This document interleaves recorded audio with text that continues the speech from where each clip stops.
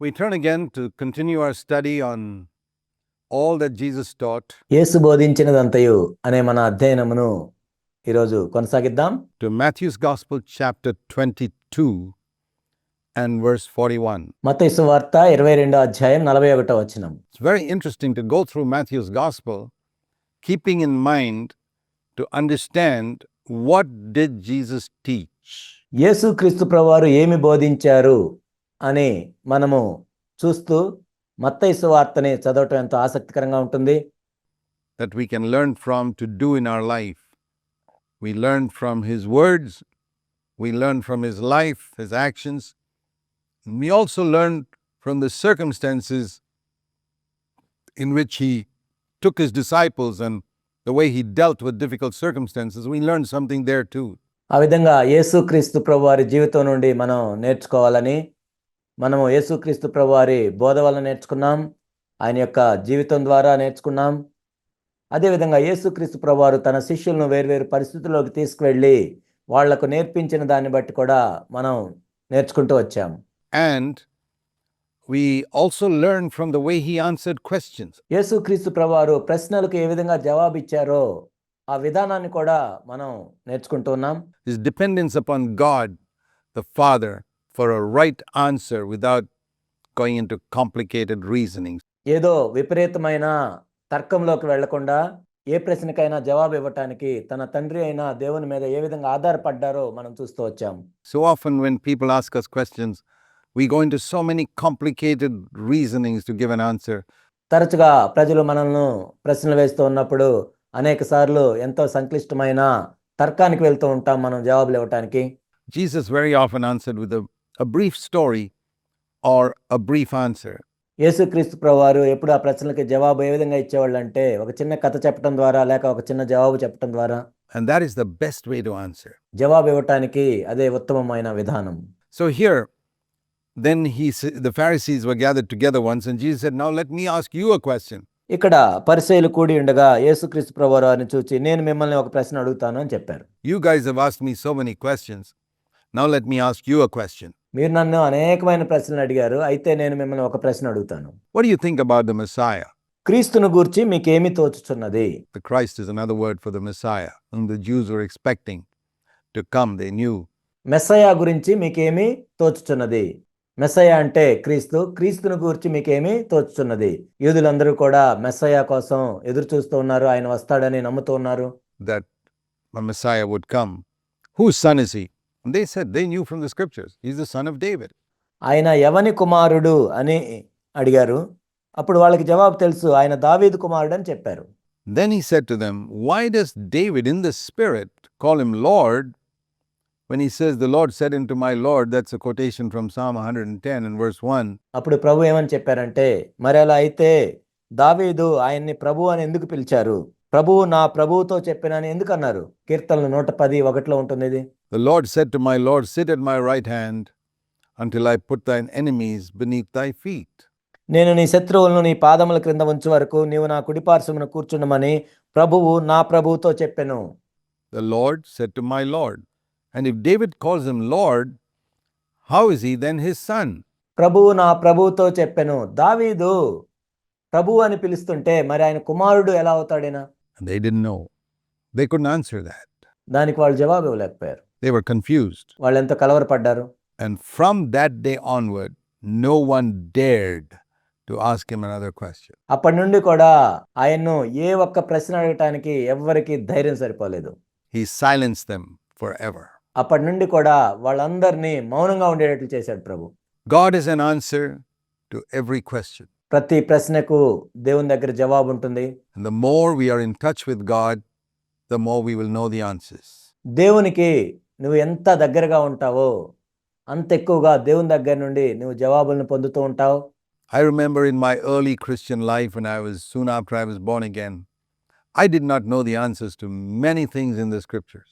నా క్రైస్తవ జీవిత ప్రారంభంలో నాకు బైబిల్లోని అనేక ప్రశ్నలకు జవాబులు తెలియదు. But today I know a lot more. Not everything. కానీ ఈనాడైతే నాకు అనేకమైన విషయాలు తెలుసు, అన్నీ తెలుసు అని కాదు. But a lot more as I've studied it. Not just studied it, but I've sought to live before God ఇప్పుడు నాకు అనేక విషయాలు తెలుసు. నేను బైబిల్ చదివాను. అంటే కేవలం నేను బైబిల్ చదివినందుకే నాకు అన్ని విషయాలు తెలుసని కాదు. నేను దేవుని సన్నిధిలో ఆయన ఎదుట జీవిస్తూ వచ్చాను. and sought to know God better. దేవుణ్ణి ఎక్కువగా ఎరగటానికి నేను చూశాను కాబట్టి. The Word of God has become clearer, and I found the answer to many, many things that puzzled me in my younger days. నా యవ్వన దినాల్లో అనేక విషయాలు నాకు తెలియనప్పటికీ, నాకు అర్థం కానప్పటికీ దేవుని యొక్క వాక్యంలో అనేక జవాబులు నేను పొందాను. There's absolutely no contradiction in God's Word. I can tell you that after 53 years of studying it. 53 సంవత్సరాలుగా నేను బైబిల్ చదువుతూ చెప్తున్న విషయం ఏంటంటే దేవుని యొక్క వాక్యంలో ఒకదానికొకటి విరోధంగా ఏమీ లేవు. There is no contradiction. ఒకదానికొకటి విరోధమైంది ఏమీ లేదు. What look like contradictions are because you haven't understood them properly. ఏవైతే కొన్ని ఒకదానికొకటి విరోధంగా ఉన్నట్లు కనిపిస్తున్నాయో ఎందుకు అలా జరుగుతుందంటే నీవు ఇంకా వాటిని సరిగా అర్థం చేసుకోలేదు కాబట్టి. There is an answer for everything which appears to be a contradiction in Scripture. లేఖనాల్లో ఒకదానికొకటి విరోధంగా ఉన్నట్లు కనిపిస్తున్న ప్రతి దానికి కూడా జవాబుంది. And there's an answer for every question that there is for life's problems in the world. ఈనాడు మానవుల యొక్క జీవితాలకు సంబంధించిన ప్రతి ప్రశ్నకు కూడా, ఈ లోకంలో ఉన్న ప్రతి ప్రశ్నకు కూడా జవాబుంది. I can't say I have found all the answers, but I found a lot of them which I didn't know 50 years ago. నేను వాటన్నిటికీ జవాబులను కనుగొన్నానని చెప్పటం లేదు, కానీ 50 సంవత్సరాల క్రితం నాకు అనేక విషయాలు తెలియకపోయినా వాటి గురించి, అనేక విషయాల గురించి ఇప్పుడు నేను జవాబులను కనుగొన్నాను. So don't reject something just because you don't know the answer. Be humble enough to say, I'm not yet mature enough to know the answer for that. నీకేదో ఒక దానికి జవాబు తెలియలేదు కాబట్టి దాన్ని తిరస్కరించొద్దు. నిన్ను తగ్గించుకొని ఏం చెప్పాలంటే దానికి జవాబు తెలుసుకునేంత పరిపక్వత ఇంకా నాకు రాలేదని చెప్పాలి. You know, it's like a child studying mathematics in school. ఒక పాఠశాలలో గణిత శాస్త్రాన్ని చదువుతున్న ఒక విద్యార్థి When it's in second standard, it doesn't know algebra and geometry. రెండవ తరగతి చదువుతున్న ఒక విద్యార్థికి ఆల్జిబ్రా, జామెట్రీ ఆ అంశాల గురించి తెలియదు. And it may think, what's algebra and geometry? That's not part of mathematics. I know mathematics. Algebra, geometry ఏంటి ఇవన్నీ? ఇవన్నీ గణిత శాస్త్రంలో ఉండవు. గణిత శాస్త్రం అంతా నాకు తెలుసు కదా. 2 plus 2 is 4, and 2 times 3 is 6. The multiplication tables, this algebra and geometry is rubbish. 2 2 కలిపితే 4, 2 3 6. నాకు ఎక్కాలన్నీ వచ్చు. గణిత శాస్త్రం అంటే ఇదే కదా. ఈ ఆల్జిబ్రా, జామెట్రీ ఏంటి ఇవన్నీ? ఇవన్నీ అసలు దానికి సంబంధించినవి కాదు. That's what he sincerely thinks because he's only in the second standard. నిజానికి యథార్థంగా ఆ విద్యార్థి అలానే ఆలోచిస్తాడు, ఎందుకంటే ఆయన ఇంకా 2వ తరగతిలో ఉన్నాడు. Then when he gets up to the 8th standard or something and he studied algebra and geometry quite a bit, he says, yeah, this is right. ఎప్పుడైతే 8వ తరగతికి వస్తాడో, కొంచెం ఆల్జిబ్రా, కొంచెం జామెట్రీ చదువుతుంటాడో, ఇవన్నీ గణిత శాస్త్రంలో ఉన్నాయని అప్పుడే అర్థం చేసుకుంటాడు. He probably studied it from the 4th standard onwards and he says, yeah, there's something right in that. బహుశా 4వ తరగతిలోనే కొంచెం చదివినట్లయితే అవును గణిత శాస్త్రం ఇవన్నీ ఉన్నాయని అర్థమవుతుంది. But then he says at that stage, what's all this calculus?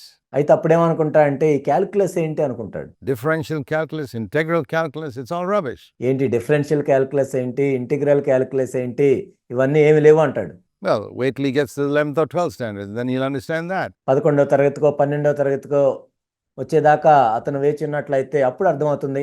So whatever you think is absolute rubbish, give 4 or 5 years, if you walk with the Lord, you'll discover the truth of that. ఏవైతే అవి లేవు అనుకుంటావో నువ్వు 4-5 సంవత్సరాలు దేవునితో నడుస్తూ ఉన్నట్లయితే అప్పుడు నీకు అవి అర్థమవుతూ ఉంటాయి. So it's good when we are younger to be humble enough to say, I don't know. కాబట్టి మనం యవనస్తులంగా ఉన్నప్పుడు మనల్ని మనం తగ్గించుకొని నాకు తెలియదు అని చెప్పటం ఎంత ఉత్తమం.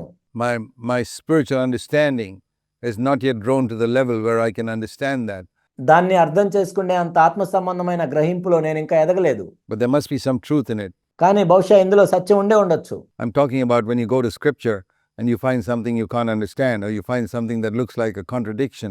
నేను దేని గురించి చెప్తున్నా అంటే నువ్వు లేఖనాలు చదువుతున్నప్పుడు ఏదైనా నీకు అర్థం కానట్లున్నా, లేక ఒకదానికొకటి ఏదో విరోధంగా ఉన్నట్లు నీకు కనిపించినా కానీ don't be so arrogant to think that it is a contradiction just because you can't explain it. నువ్వు అహంకారంతో ఇది ఒకదానికొకటి విరోధంగా ఉందని చెప్పొద్దు, ఎందుకంటే అది నువ్వు వివరించలేవు కాబట్టి. It's because you're immature, you're in a kindergarten class perhaps. No wonder you can't explain it. నువ్వు పరిపక్వత పొందలేదు కాబట్టి, నువ్వు ఇంకా ఎల్కేజీలో ఉన్నావు కాబట్టి దాన్ని వివరించలేవు. Someone else who's more mature, who's walked with God and progressed in the Christian life, he understands it very clearly.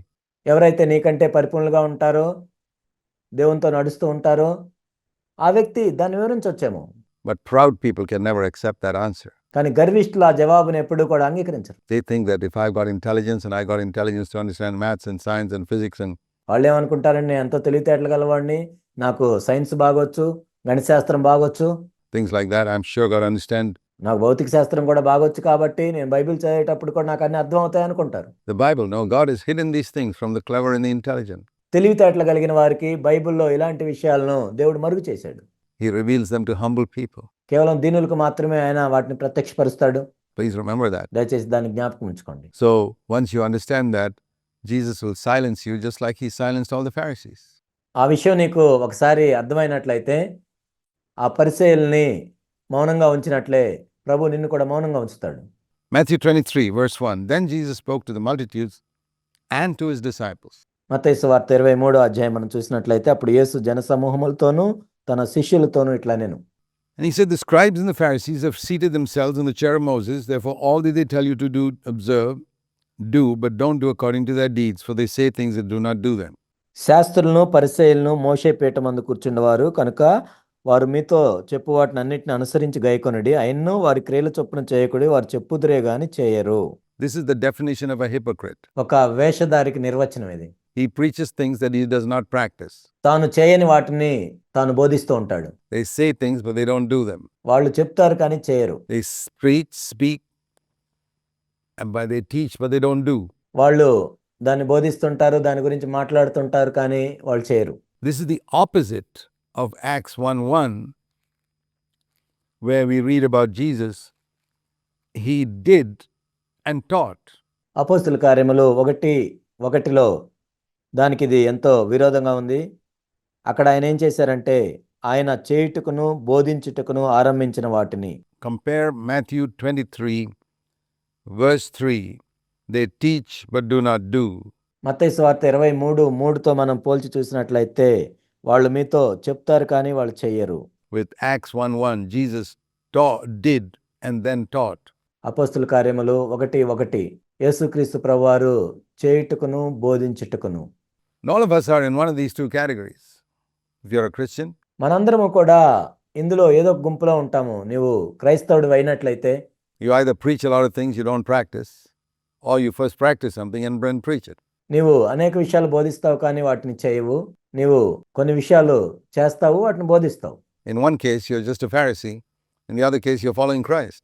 ఒకవైపు నువ్వు ఉన్నట్లయితే పరిసయ్యుడుగా ఉంటావు, మరొక వైపు అయితే నీవు క్రీస్తు వలె ఉంటావు. The descendants of the Pharisees spiritually are very much in the church today. There are lots of them, millions of them.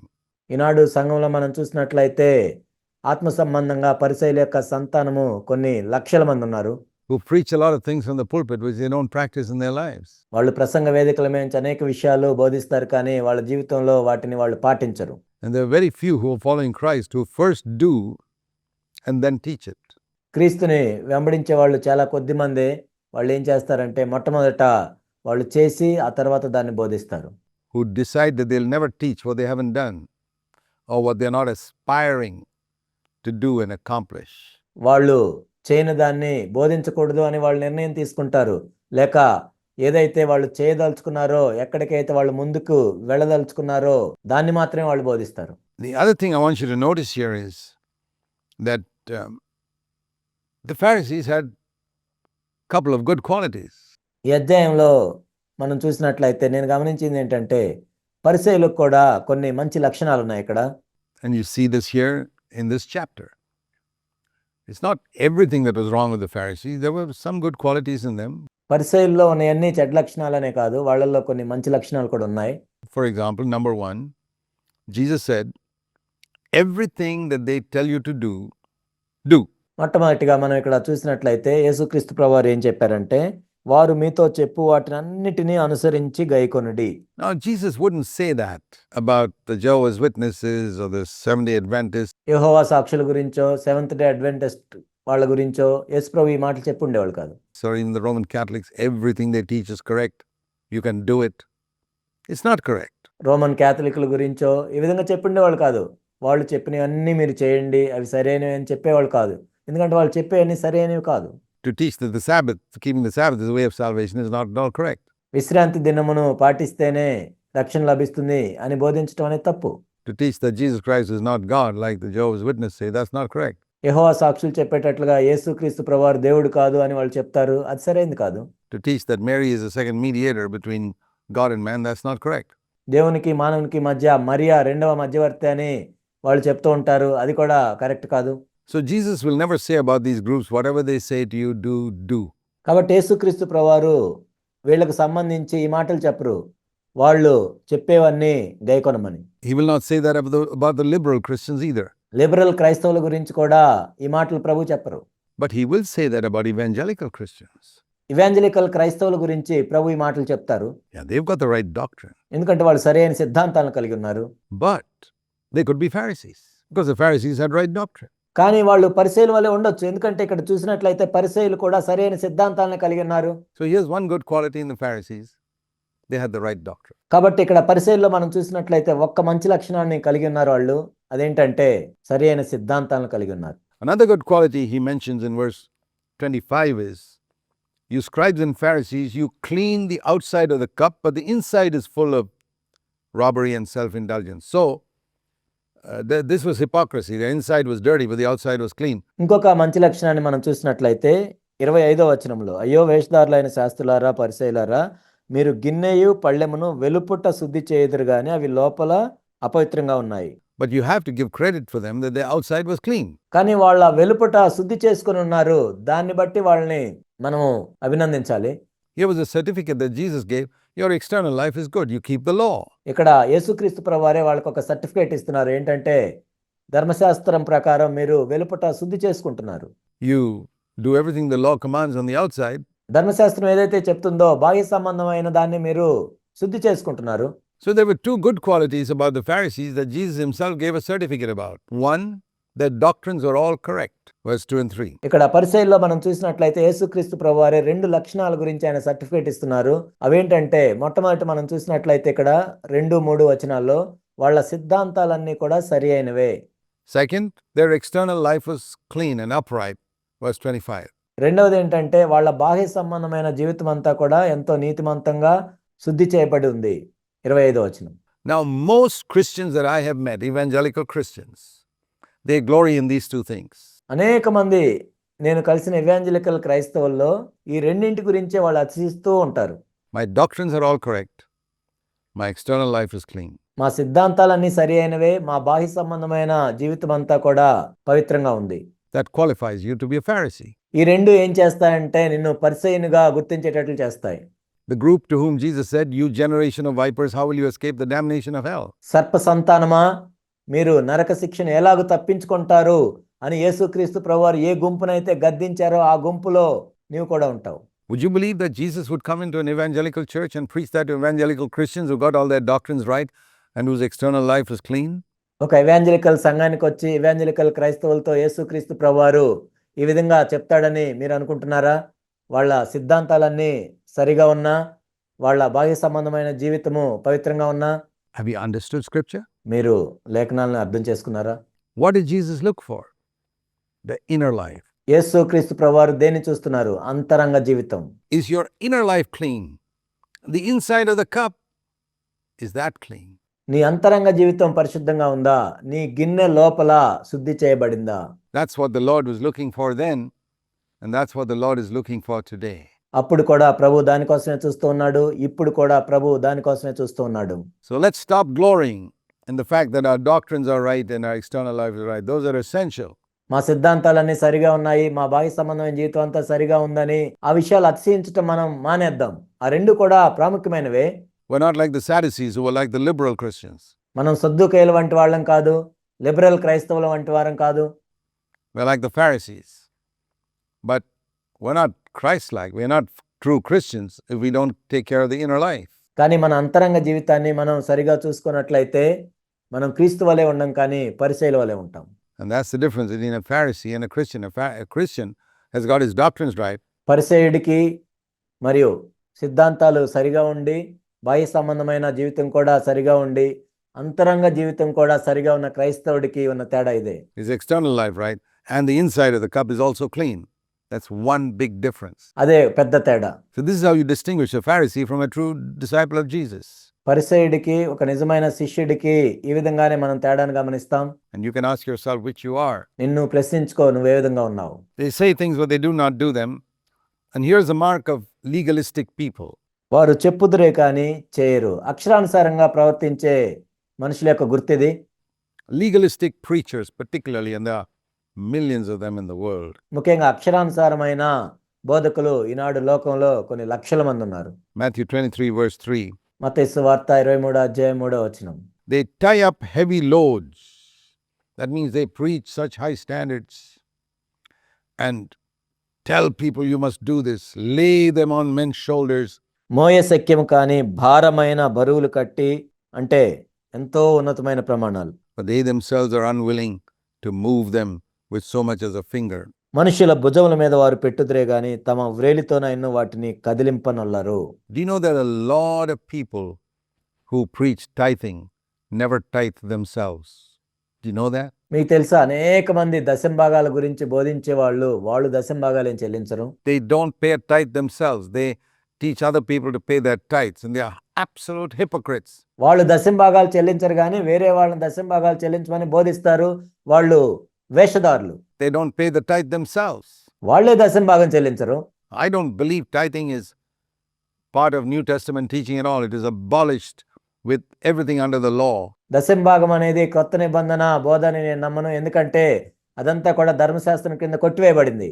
Today we don't give 10%, we give whatever we are happy to give. ఈనాడు మనం దశంభాగాన్ని చెల్లించం కానీ మనం సంతోషంగా ఎంత ఇవ్వగలం అంత ఇస్తాం. According to 2 Corinthians 9 verse 7. That's New Covenant teaching. 2 కొరింథీ 9:7 ప్రకారం అది క్రొత్త నిబంధన బోధ.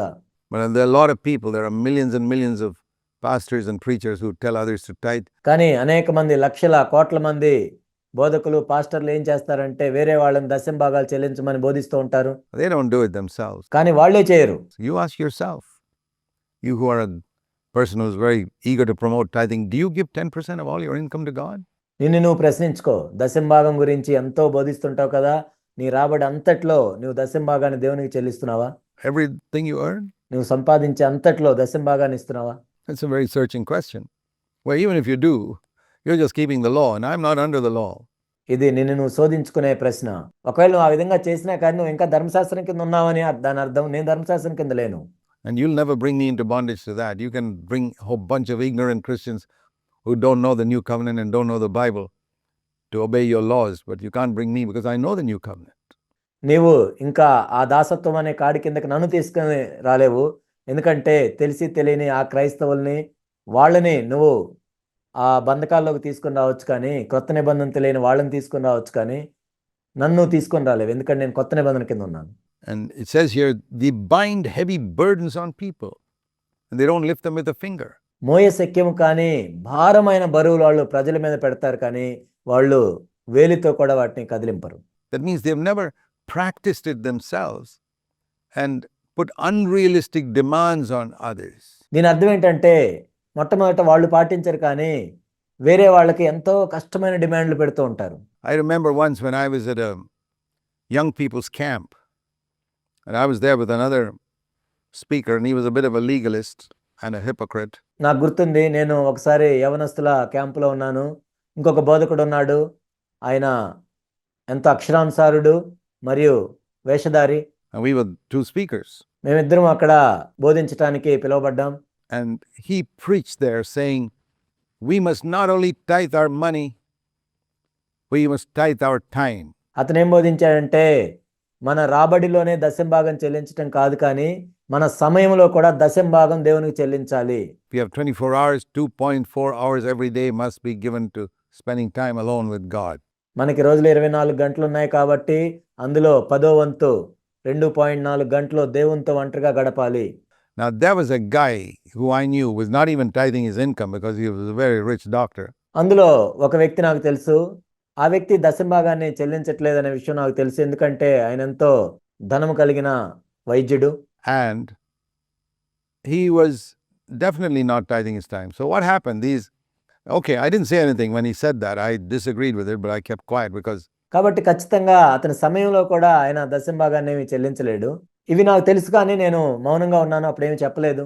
He's the other preacher with me, and I don't want to humble him, humiliate him publicly. So I kept quiet. ఎందుకంటే ఆయన బోధించడానికి నాతో పాటు కూడా పిలువబడ్డాడు కాబట్టి బహిరంగంగా ఆయన్ని సిగ్గుపరచడం నాకు ఇష్టం లేదు. But these students were sharp. One session was a question time. నేను మౌనంగా ఉన్నాను. కానీ ఆ విద్యార్థులు ఎంతో తెలివిగా ఉన్నారు. ఒక సెషన్‌లో ప్రశ్నలు, జవాబులు ఉన్నాయి.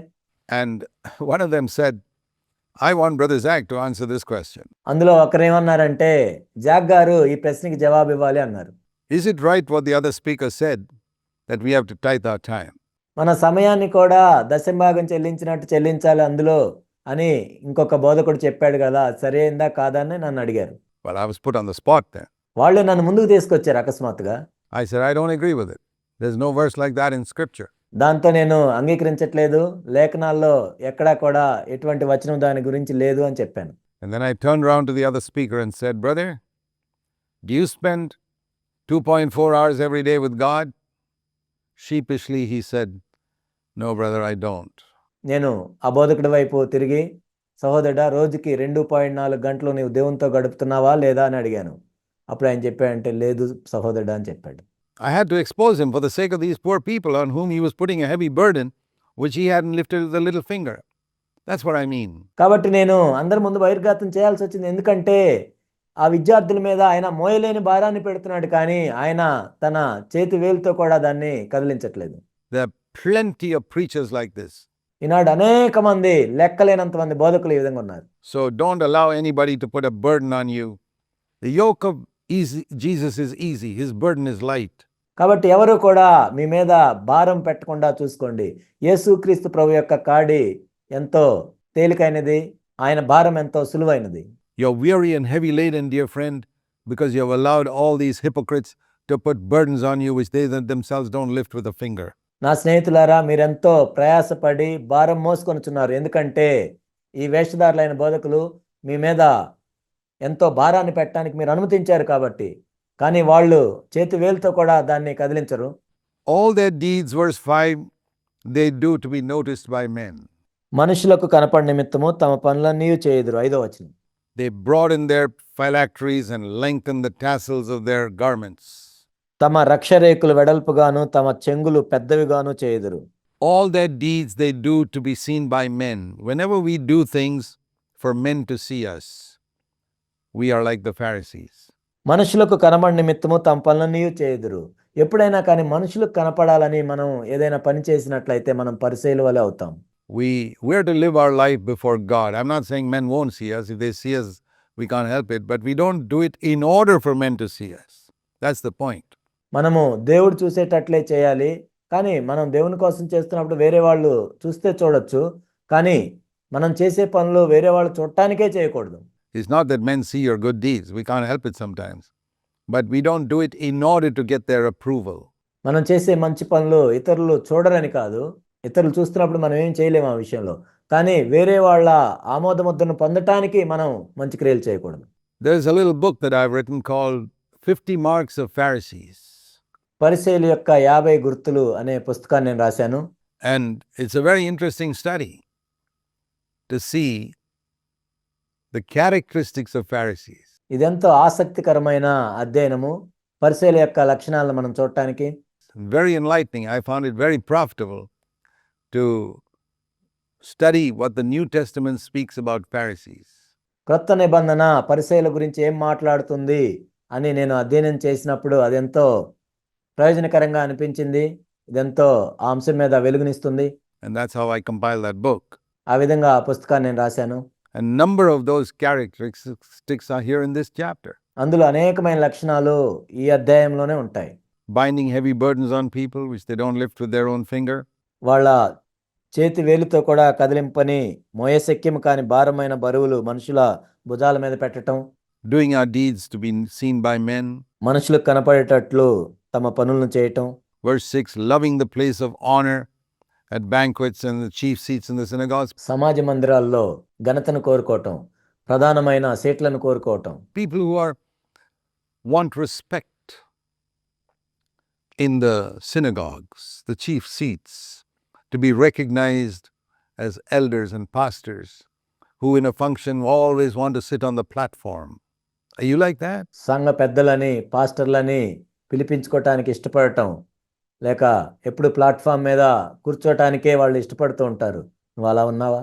Jesus said, go and take the last seat. Where are the Christian leaders who obey that? యేసుక్రీస్తు ప్రభువారు ఏం చెప్పారంటే మీరు వెళ్ళి చివరి సీట్లో కూర్చోండి అని చెప్పారు. కానీ క్రైస్తవ నాయకులు ఎక్కడున్నారు దానికి విధేయత చూపించడానికి?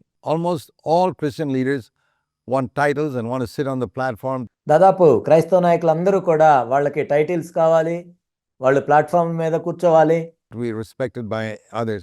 They love the chief seats in the synagogues.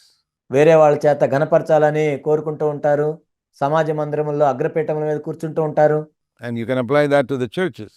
సంఘాల్లో కూడా ఇది అన్వయించుకోవచ్చు. These are Pharisees. They love respectful greetings in the marketplaces and being called by men rabbi. వీళ్ళే పరిసయ్యులు, సంత వీధుల్లో వందనములను మనుషుల చేత బోధకులని పిలువబట్టి కోరుదురు. They love greeting. They love to be greeted by others. They want honor. Everything is for honor. వేరే వాళ్ళు వాళ్ళకి వందనాలు తెలియజేయాలని చూస్తూ ఉంటారు, ఘనతను కోరుకుంటూ ఉంటారు, ప్రతి చోట ఘనత కోసం చూస్తూ ఉంటారు. The chief seats in the synagogue for honor, to be greeted by others, honor. సమాజ మందిరముల అగ్రపీఠములు ఘనత కోసం, వేరే వాళ్ళు వందనాలు చెప్పాలనేది ఘనత కోసం. And to have fancy titles, religious fancy titles for honor. మత సంబంధమైన టైటిల్స్ కోరుకుంటూ ఉంటారు ఘనత కోసం. Everything is for honor. It's the motive behind it that God sees. సమస్తము ఘనతనే కోరుకుంటారు, దాని వెనక ఉన్న ఉద్దేశాలను దేవుడు చూస్తాడు.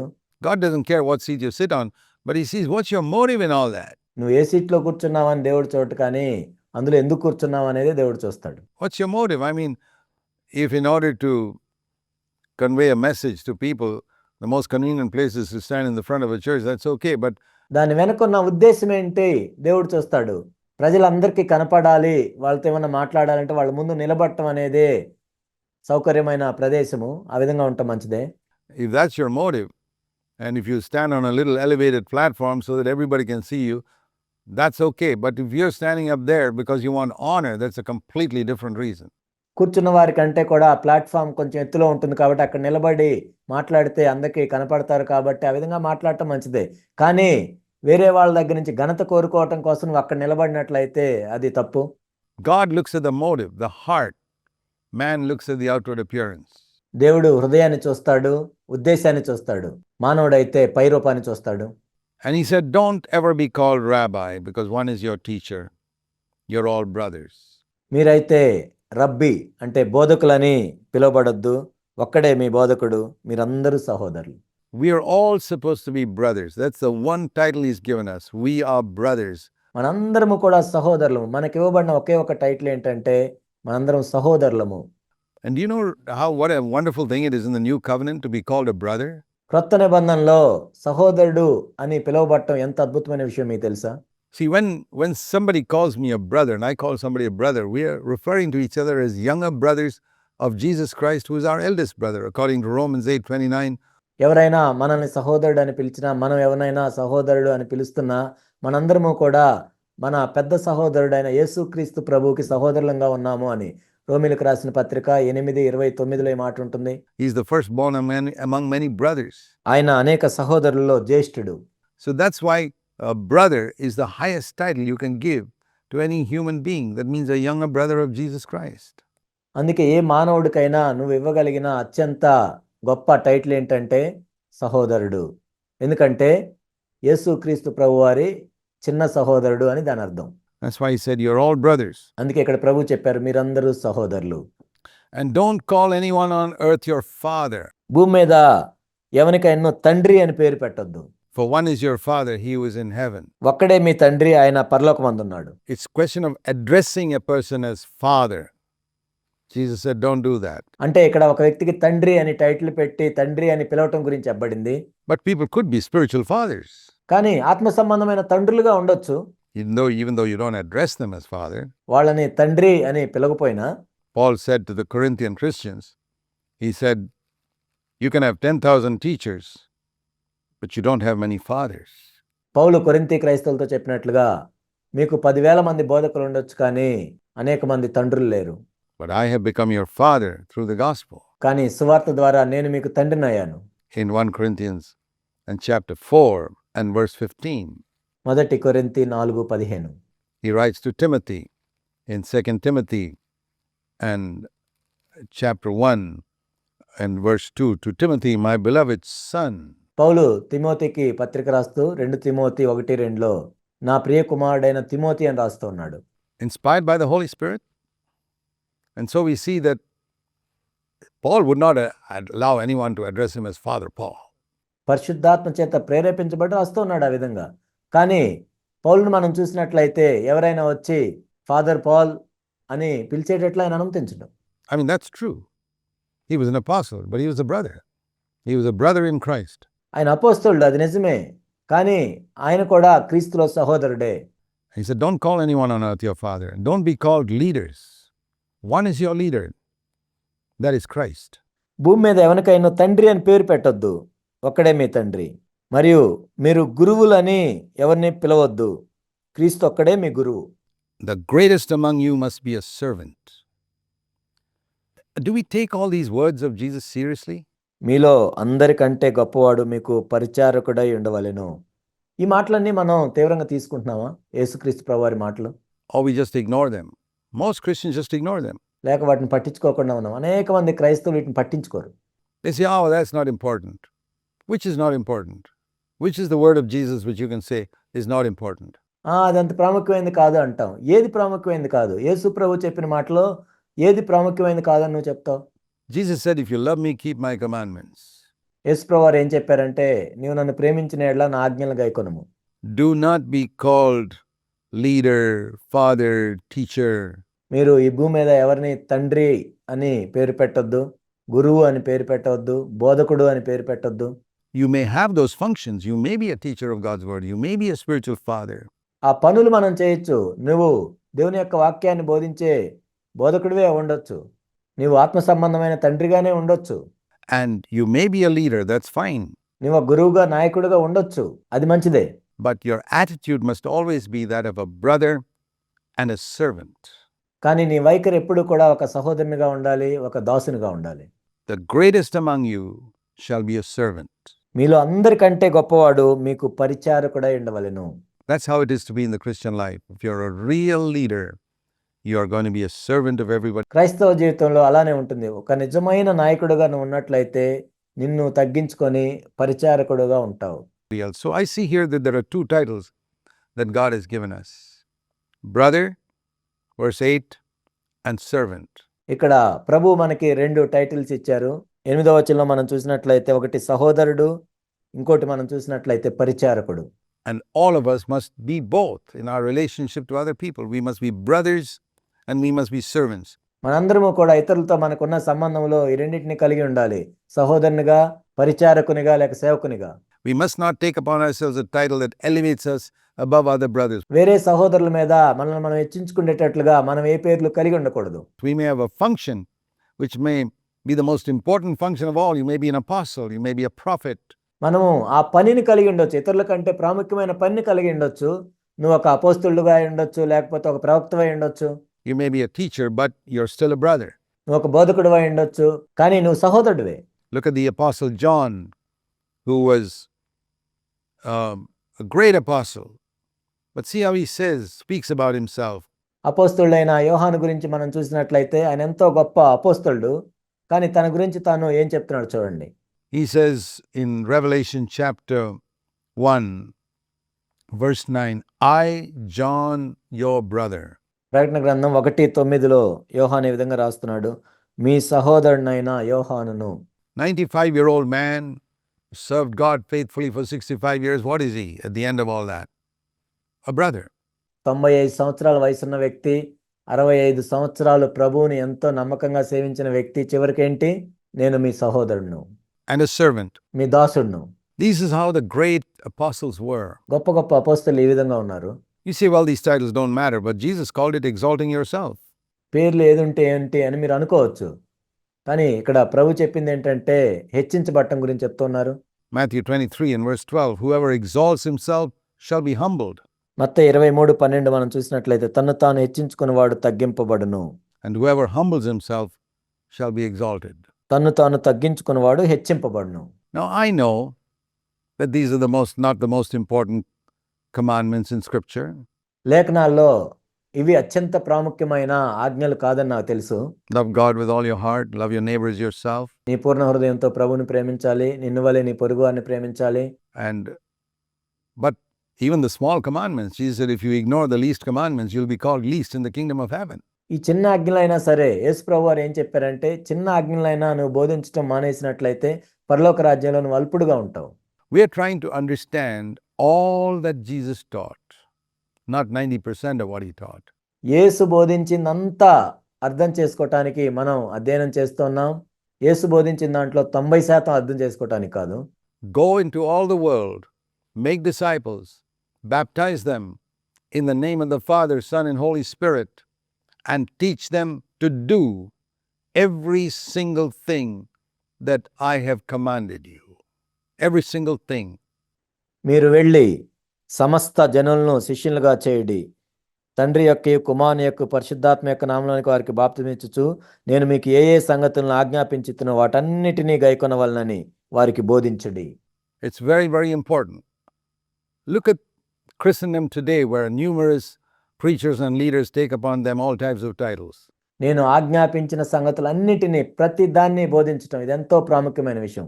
ఈనాడు మనం చూసినట్లయితే క్రైస్తవ నాయకులు వాళ్ళు ఎటువంటి టైటిల్స్ తీసుకుంటున్నారు కదా. You think that's God's will? I'm not here to judge them. అది దేవుని చిత్తం అని మీరు అనుకుంటున్నారా? నేను వాళ్ళని తీర్పు తెచ్చడానికి ఇక్కడ లేను. I ask you to compare it with God's word in Scripture. లేఖనాల్లో దేవుని యొక్క వాక్యంతో మీరు పోల్చి చూసుకోమని నేను చెప్తున్నాను. Whoever exalts himself will be humbled, and whoever humbles himself will be exalted. తను తాను హెచ్చించుకున్నవాడు తగ్గింపబడును, తను తాను తగ్గించుకున్నవాడు హెచ్చింపబడును. And as you go through this chapter, you find this is how he begins with denouncing the Pharisees. మనము ఈ అధ్యాయము చూస్తున్న కొలది ప్రారంభంలోనే యేసుక్రీస్తు ప్రభువారు పరిసయ్యులను ఏ విధంగా ఖండిస్తున్నారో చూస్తూ వచ్చాం. And then he goes on to say, woe unto you, scribes and Pharisees, hypocrites, because you shut off the kingdom of heaven from men. You don't enter in yourselves, neither do you allow those who are entering to go in.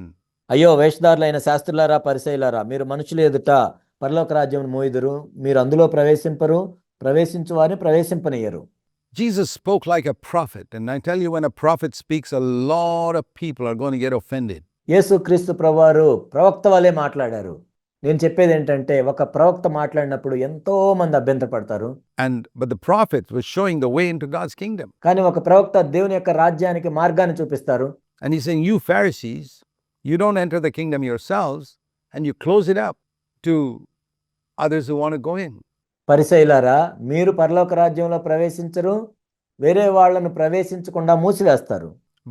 How do they close it up? With all these legalistic rules and regulations. ఏ విధంగా వాళ్ళు మూసేస్తారు పరలోక రాజ్యాన్ని ఇతరులకు?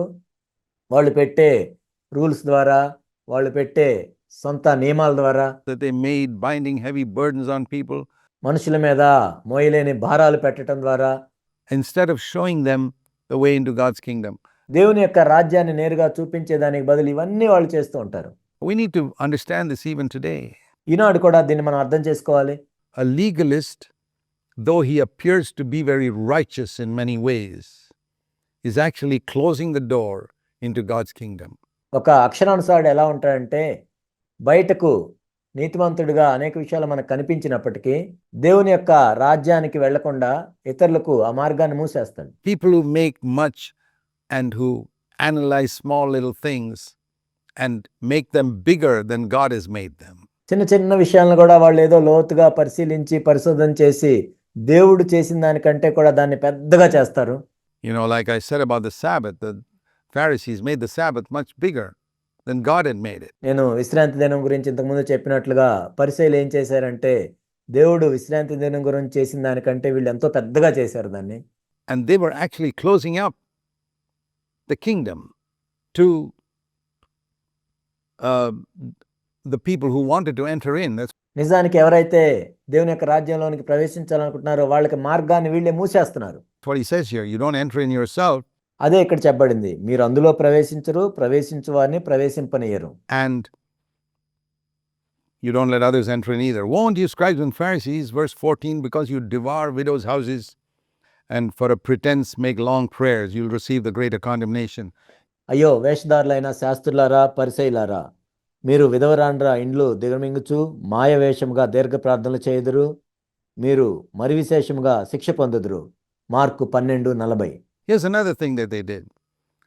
They would squeeze money of rent out of poor widows, and then to cover up their troubled conscience, they would come to the synagogue and pray long prayers. వాళ్ళేంటంటే విధవరాళ్ళకి వాళ్ళ ఇల్లు అద్దెలకి ఇచ్చి ఎంతెంతో డబ్బులు పొందుతూ వాళ్ళ మనస్సాక్షిని మరలా దాన్ని దేవుని ఎదుట సరిచేసుకోవటానికి సమాజ మందిరాల్లో వచ్చి దీర్ఘ ప్రార్థనలు చేసేవాళ్ళు. To cover up the unrighteousness in money matters, the way they were troubling and squeezing money out of poor widows and young people and other people who were poor. విధవరాళ్ళని, యవనస్తుల్ని మరియు ఇతర పేదల దగ్గర నుంచి వాళ్ళు డబ్బులు వసూలు చేసి ఆ డబ్బు విషయంలో అవినీతికరంగా వ్యవహరించి దాన్ని వాళ్ళు సరిచేసుకోవటానికి, God sees all this. దాన్ని వాళ్ళు కవర్ చేసుకోవటానికి ఈ విధంగా చేస్తూ ఉండేవాళ్ళు. అయితే దేవుడు అన్నిటినీ చూసేవాడు. And these type of things are happening today. ఇలాంటివన్నీ కూడా ఇప్పుడు జరుగుతూనే ఉన్నాయి. All these things and many others. As you go through this chapter, Matthew 23, you will see all that Jesus taught. And there are many, many things. ఇవన్నీ కూడా ఇంకా ఇతరమైన కూడా అనేక విషయాలు ఇప్పుడు జరుగుతూనే ఉన్నాయి. మీరు యేసు బోధించిందంతయు మత్తయి సువార్త 23లో ఈ విషయాల గురించి చూస్తూ ఉన్నట్లయితే That he wants to deliver us from.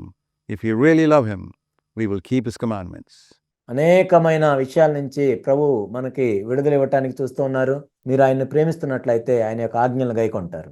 We'll continue in our next episode. వచ్చే ఎపిసోడ్లో మనం కొనసాగిద్దాం.